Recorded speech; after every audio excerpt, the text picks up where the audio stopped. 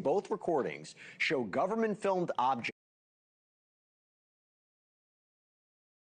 Both recordings show government-filmed objects that were officially designated as UAPs, unidentified anomalous phenomena, and they weren't meant to be seen by the public. Now, both videos were recorded by MQ-9 Reaper drones, and both show objects making movements that Corbell says defy basic physics.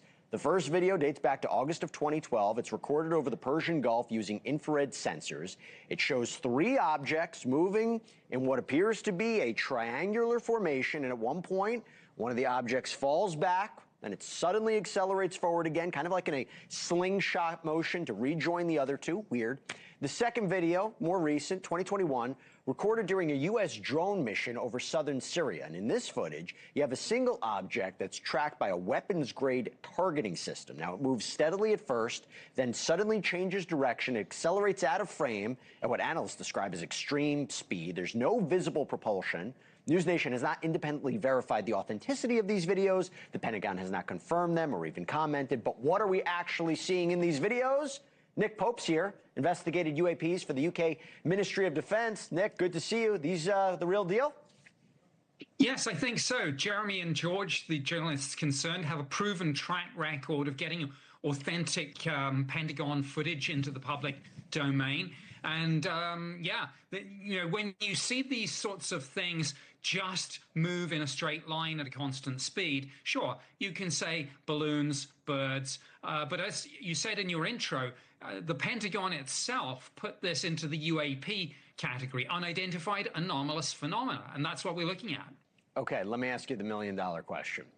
Is this a piece of technology, advanced technology? I mean, we're talking about 2012, we're talking about 2021, or is this something else? Is this from outer, extraterrestrial? As much as I'd love to believe that it was extraterrestrial, Occam's razor states that the simplest and most likely explanation is usually the correct one.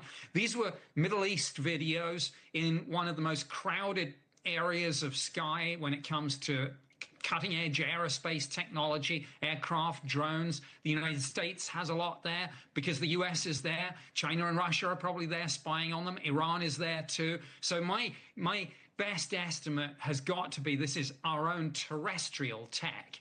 Well, I mean, they are sensitive military regions, could be of interest if it wasn't human-made. I mean, but that's the question. Have you seen technology like this that it could do something like this? No propulsion? Well, we can't tell that much just by looking at the videos themselves. Behind the scenes, there's probably more analysis that's been done by intelligence community imagery analysts, and that's probably classified. But, there are things flying out there that will not be public knowledge for 10, 15, 20 years after the event. So there's a lot of spooky stuff flying right now. And it's a good, I think that was a pun, but I like that. But let me ask you a question. Do you think that it wasn't meant for the public to see?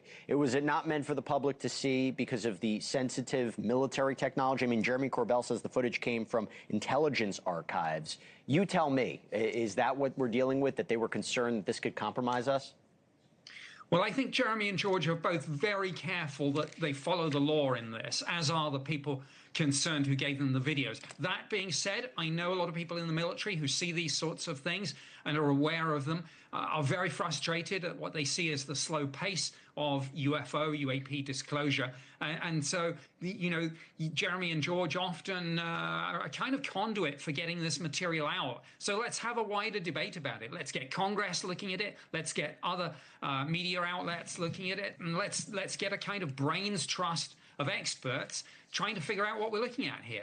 Nick, you are brilliant. I love having you on, but I will tell you, I still think that this could be something else. That's just my take. I could be 100% wrong. We shall see. But I appreciate the conversation, as always.